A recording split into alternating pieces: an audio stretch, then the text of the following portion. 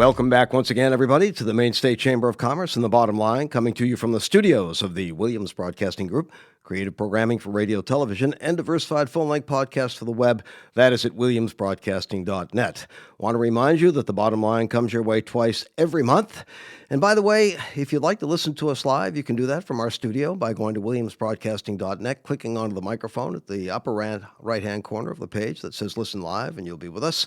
But don't forget, you can also listen to the Bottom Line on demand anytime on any app that you normally listen to your favorite podcast on. You can pick up the Bottom Line. No question about that. Or you can simply go to williamsbroadcasting.net. You can also go to the Maine State Chamber homepage, and you can pick up the show on either one of those websites.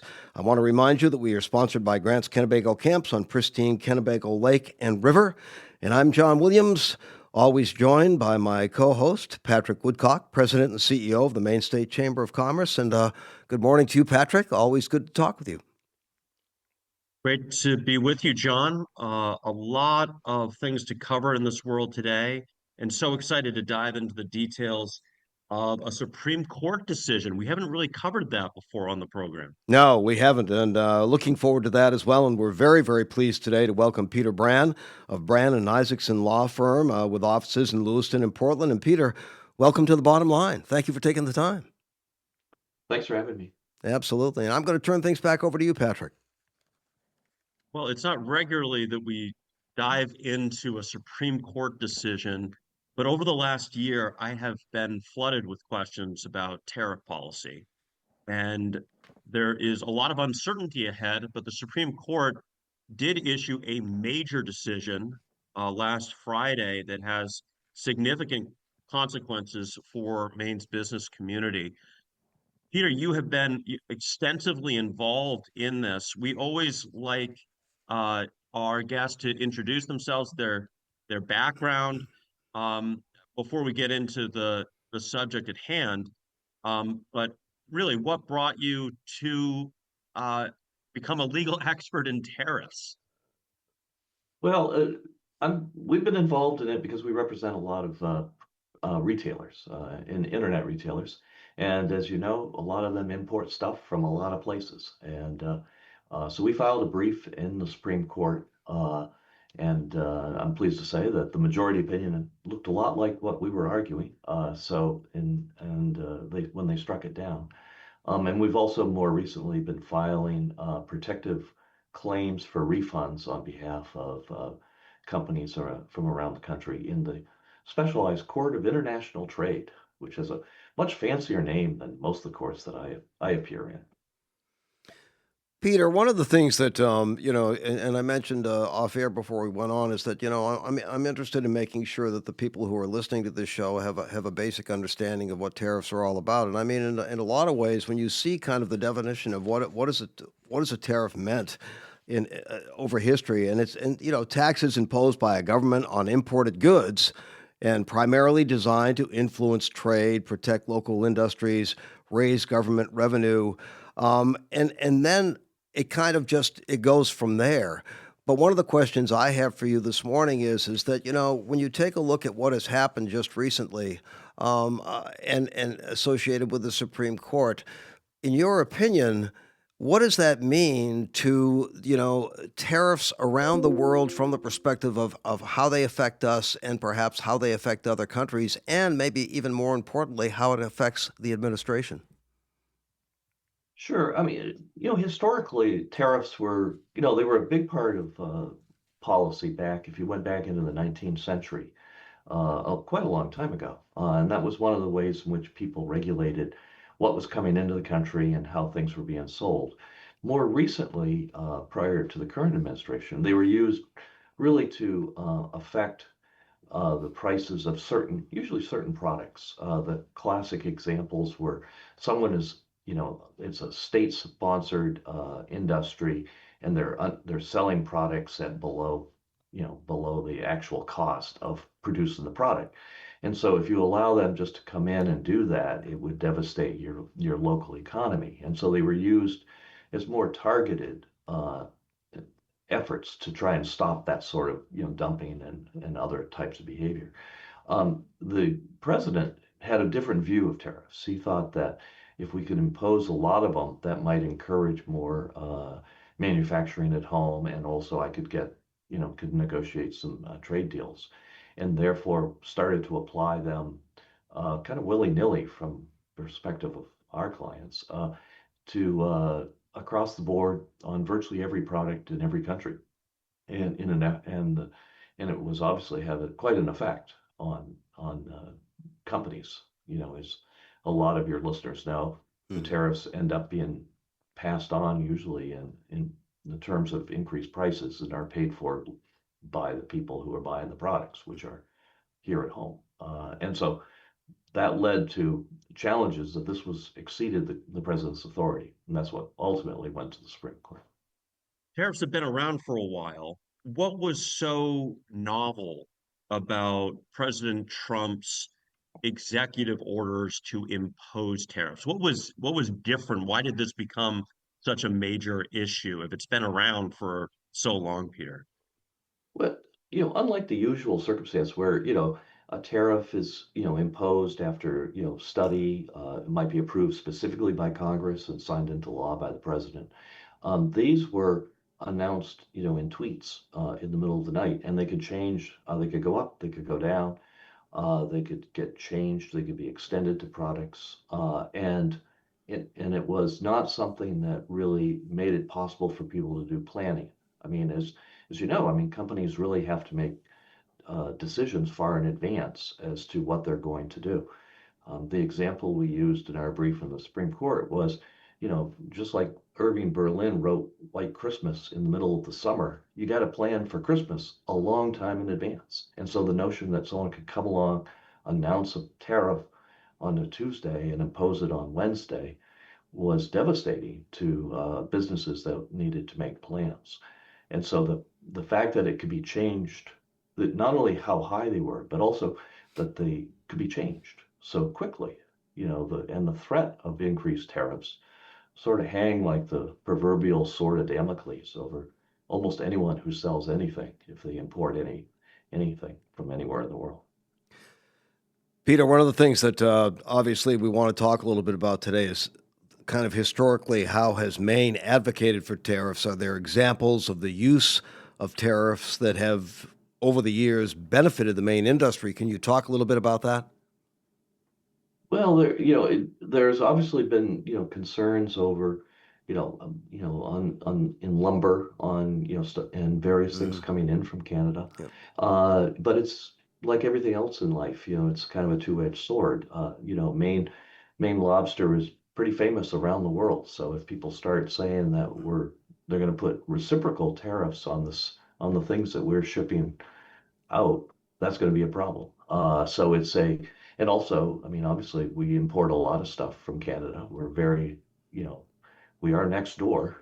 And so, you know, so it may be helpful to certain industries, but overall, people will really notice the impact of that. So it's really kind of a mixed bag, if you will. Peter, one aspect that I try to communicate to perhaps individuals that are supportive of the president's agenda is how it really affected a lot of small retailers. I had one company in Maine, a chocolate store, and they're really a small business. It was really very difficult for them to understand, navigate these, get ahead of these tariffs, where some of our largest employers, our most sophisticated companies, could move to purchase 100% of their inventory, try to get ahead of the tariffs. And it really did cause these consequences that, unintentional or not, it really affected these small business in just planning. And our point as a chamber has been, really, let's make sure that these are durable and businesses can plan around them. But what has been the impact? Guys, we're almost a year in from Liberation Day when the president announced the scale of these tariffs. Do you have a sense of what this has meant for businesses across the country? Yeah, I think it's been very devastating and to many of them. And the ones that you're pointing to, I think, are the ones that are most affected. you read the articles about, Costco or, FedEx or whoever, and who have armies of lawyers, and people who could figure out all of the different duties and this and that, and oh, if this part came from Vietnam and that part came from Mexico, how that all is going to work. But you get, the mom and pop store. They're going to have some real issues. And for I had a client who was from Miami, who had uh, imported toys from China, and so it was a double whammy in terms of first all of the tariffs went up, and then they went down, they went up, but they also got rid of the de minimis exception, and so he's there like, how am I going to sell my toys? He's selling them on the internet, in a little tiny company, and he really was running it out of his garage. It was the proverbial mom and pop store. And those are the types of people who are, they don't have recourse to, the sophisticated lawyers to be able to make this work. And one of the concerns I have, frankly, is now that they've been struck down, I have a high degree of confidence that if there are refunds to be paid, that the Costco's of the world will be able to get them. But I worry about, someone who has a small business in Rockland says, "Geez, I paid a lot of money. Where do I get my refund?" And then we don't know the answer to that question. It's almost unfathomable to think about the number of, I don't know, what you would call it, those who are going to be seeking refunds at every level. Now that that the Supreme Court has made this decision and struck down the International Emergency Economic Powers Act. And I guess part of my next question is, when you take a look at that and you see what has happened, and that's really what the news is. I mean, that's what we've seen on television. We've heard it, for the past several days, that this has been done. What do you think, from your perspective, what is going to be the outcome, the residual outcome of this when it comes to tariffs once this is sort of, I guess, once this has played its way through?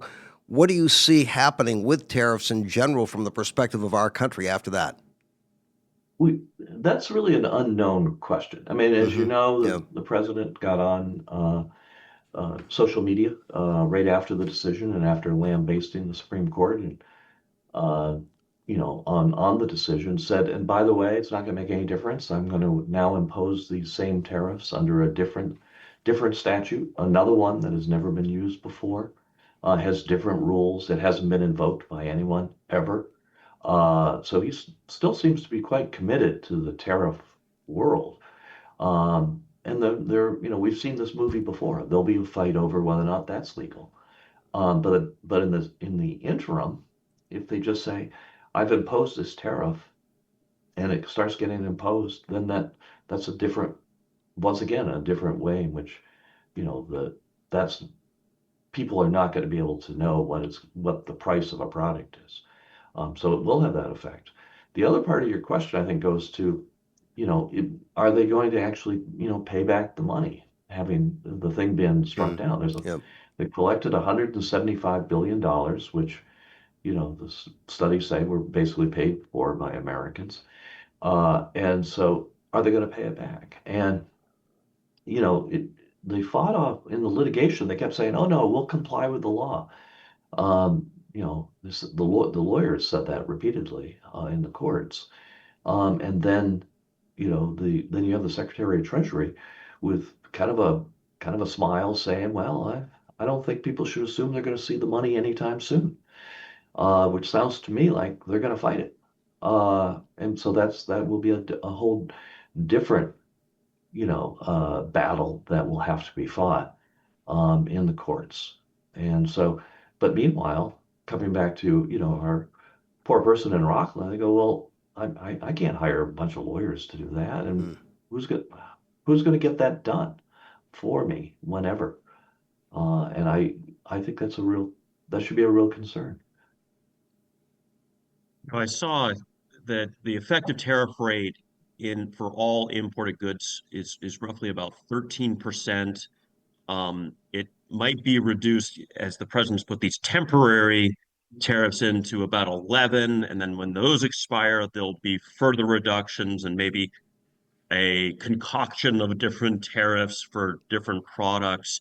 But for the outlook for the economy, um, there is some benefit in predictability. I think this does create a more predictable outlook.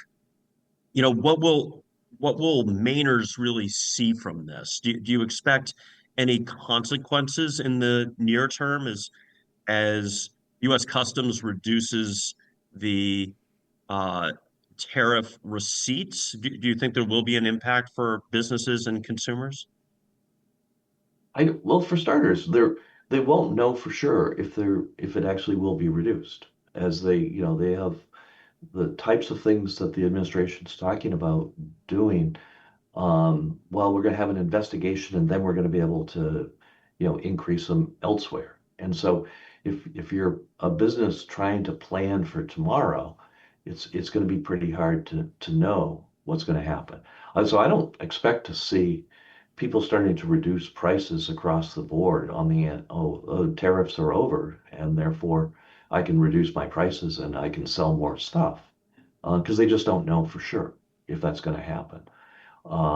And it's we're all just trying to read tea leaves as to what's going to happen tomorrow. But that's, I mean, one of our concerns was that runs completely contrary to business planning, right? You kind of need to know, what's this going to cost me, and therefore what can I sell it for and still make a profit. Peter and Patrick, let's take a little break, and we'll come back, and then we'll finish up. But right now, it's John, it's Patrick, it's Peter. We're talking tariffs here on the Bottom Line. Glad to have you with us, everybody. Hold on, we'll be right back. I've been traveling north from Norway to Grant's Kennebago camps on the crystal clear waters of Kennebago Lake near Rangeley for over 50 years, and it won't be long before I'm headed back. Fly fishing for native brook trout, brown trout, and salmon in one of the most pristine settings anywhere in North America. What always stands out to me is the stunning beauty of this area filled with wildlife like moose grazing in the Norton Brook area, easily seen from Grant's dining room on the main lodge on the shores of the lake, along with the haunting and beautiful calls of the loon as they cruise by the camps day and night. It is truly a sportsman's paradise. And if fly fishing isn't for you, then paddle a canoe or kayak, take a refreshing swim, or walk the miles of hiking trails, or even ride your mountain bike on the camp road next to the lake and river. In the meantime, you'll enjoy 3 home-cooked meals a day and stay in cabins that are sitting on the water's edge with screened-in porches where you can relax and enjoy the breathtaking natural beauty of the lake and the mountains around it. Owners John and Carolyn Blunt, they're always there to greet you, and the fishing either on the lake or in the river is simply legendary. Take it from me, a family trip to Grants will change your whole perspective of what an adventure vacation can mean. Go to grantscamps.com for all the information and reservations, and it's very likely that you'll see me there.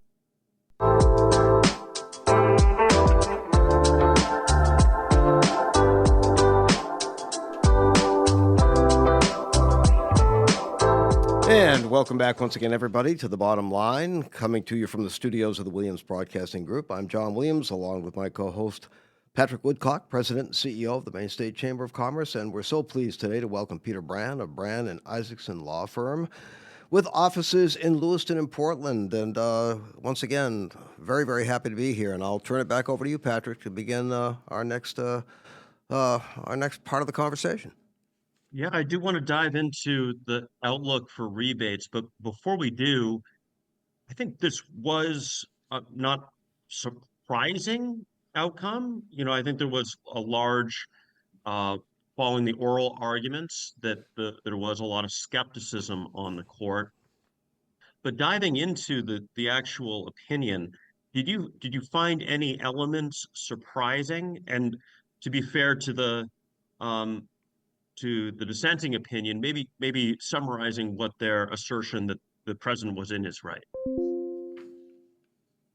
I did not find the results surprising.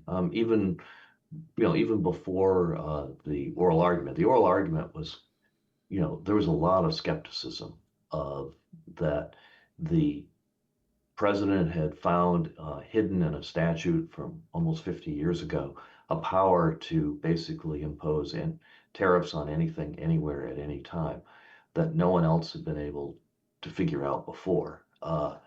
the there's a famous line in a Supreme Court opinion that basically you don't hide elephants in mouse holes.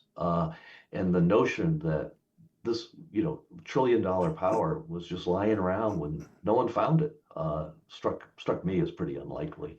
So I wasn't surprised by the outcome, and I was mainly interested to see, you have on the dissent, you had the ones who had really been pretty adamant certainly when it was in the prior administration.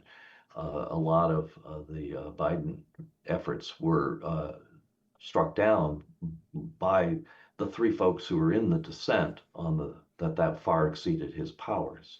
And one of the things I was interested to see was whether or not they would apply that approach across the board. And short answer, that was then, this is now, and would be one way to describe it. And so I didn't find it surprising, but basically the notion was, did the statute provide for this authority? And they really cobbled together a couple of words out of the key part of the statute. They say, well, we got to regulate, and we can do this and that, and it's separated by another 16 words in the statute. We'll put those together, and that gives us the power to impose tariffs. And you kind of go, that's okay. So I didn't find it surprising, I guess is the short answer. I did see, just to continue, was it Justice Gorsuch raised that very point that, we have to apply this major questions principle evenly. And, for the court standing, let's call a spade when we see it, despite who's in the Supreme Court. It was sort of refreshing to see that, I don't know, maybe candidness, but maybe speaking to your point that these issues of major questions comes up fairly regularly, right? Well, it's come up fairly regularly in the last few years. That if you're as old as I am, you don't remember reading about major questions back in the day. But it's pretty popular now, and it was very popular in attacks on the Biden administration. But I do think Gorsuch was very he definitely was saying we really need to apply this across the board. And the other thing that was quite striking about his opinion, not to get too far into the weeds, is he ends with, kind of like a long paragraph that says it would be really nice if Congress did their job. Which is, and I'm sure you've had other topics on these podcasts are, geez, if we could just get some congressional action, this would solve this problem. And the answer is, well, they're really not doing a great job renaming post offices these days. So I don't hold your breath. And you could almost hear the plea in his voice of, maybe tariffs are a good idea, maybe they're a bad idea, but that should be something that Congress does. Because under the Constitution, basically the power to impose taxes, the power to impose tariffs is expressly given to Congress. And so you think, well, shouldn't they be the ones to do that, as opposed to, the president just deciding one day, I think I'm going to increase this tariff by another 5%. When you're talking about when you're talking about that, you're talking about congressional action, and you're also talking about the economic results from these kinds of decisions and tariffs in general. I go back to, once again, kind of that sensibility to small businesses. For example, here in the state of Maine, I'm a chamber director for the Oxford Hills Chamber of Commerce as well, and I deal with about almost 400 businesses in this area, and 95 to 96% of them have less than 10 employees. And one of the things that always comes up, and I don't mean to go into the weeds on this as well, but one of the things that comes up is they just have very little understanding of, oftentimes, of what these kinds of decisions have an effect on them and how they're affected by them. Now many of the retailers understand that tariffs are going to have an effect on them, but it's very difficult most of the time for them to clearly understand exactly what is happening when a decision like this is made. And from your perspective, Peter, what is a good way, if you will, to maybe talk about that from the perspective of someone like yourself in litigation and the highest levels of Congress and government to someone who has a general store in the South Paris area of Maine, and they're trying to just keep the store open from one day to the next, and then this happens and things have to change. I think part of the problem is that a sense of that you're really quite divorced from the whirlwind Yep. that's affecting you, and it's very hard to to have that feeling where you think like, well, geez, I guess I'm just going along for the ride, as opposed to, Mm, you know, if I get up and I work really hard and maybe I, do this, or I stock these shelves differently, that, people are going to like it and I can sell more stuff. But if it's like, geez, a lot of this stuff is really out of my hands, then I think it's, mm, that's fairly alienating in a lot of ways. And so it's, I it's not like, oh, well, they should all be studying law at night so they know exactly what this statute means or whatever. I mean, that's not the point. The point is we should have it in a way that people understand mm. what's happening and have a recourse to say if they don't like it, to be able to follow up. No, that's not a very practical answer, but I mean, I think that kind of speaks to Yeah. you know, the breadth of it. When you basically, someone says, "You're telling me that these things affect trillions of dollars. How am I with my three employees, Hmm. going to be able to, make my way through this in a way and make a difference?" And I think that's hard to Yeah. say. Absolutely. No. I wish I had better advice to offer in Well, that no, regard. I think that's exactly what I was looking for, and I think it makes perfect sense. And those are some of the things that I deal with on a daily basis when it comes to working with these businesses, when it comes to government, when it comes to legislation, and certainly when it comes to something like this that absolutely could affect them. And also from the perspective that when it comes to, even we talked about this earlier, the refunds, that type of thing. These small businesses are like, I've got to do what? you know, and many of them just like, and they've said this to me before, they just look at me and say, I don't have time to do that, nor am I going to put any of my time into it. And again, I'm not trying to get into all the entanglements of that mentality, but you can understand what I'm saying. I think when I talk like that as a local or regional chamber director and talking to my businesses about what has just happened to them that is worldwide, that is so engaging from the perspective of what could be happening at the federal government level, and then I'm trying to explain that to them and tell them how it's going to affect them. Yeah, I think, one of the things that's difficult here, and so, is that you have, $175 billion is what the numbers are on how much money has come in on the tariffs that have been struck down.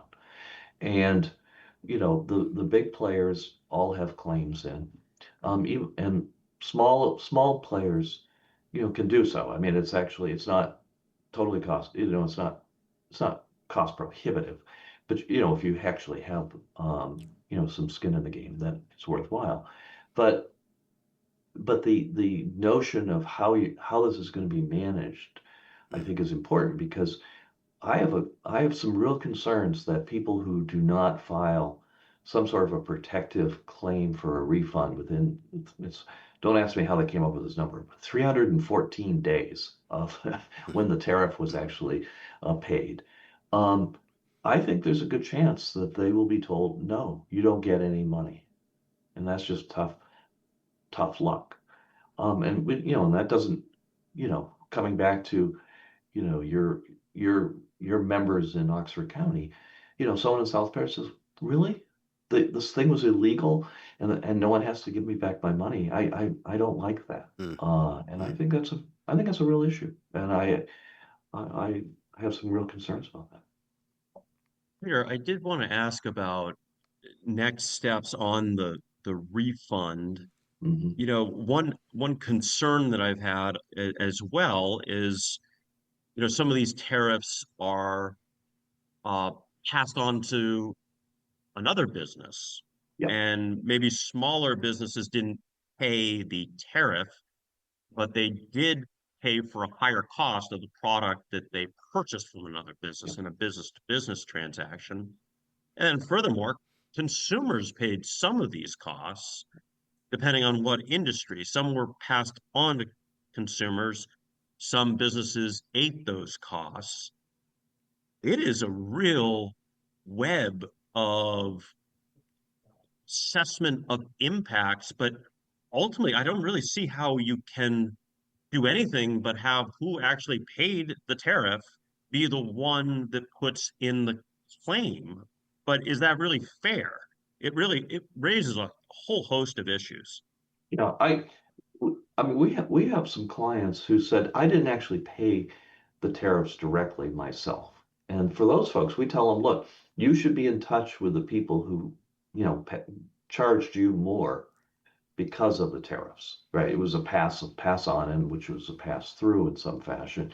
And you should, let's just say, strongly encourage them to file the claim. Because I think you could be right that the one who is entitled to get the money would be the person who's listed as the one who paid the tariff. And so it could be, you just think of how extensive these supply chains are. It could be somewhere 3 steps back on the supply chain. And so for starters, they they should be in touch with, the people that they deal with to say, I really hope you guys are going ahead to get a claim in, and then they can sort out later, maybe, hopefully, uh, you know, if they get the money, that they can pass some of that on through to, some of your members. But that's for starters. But it is, I think, the problem of who actually is entitled to get back the money is not it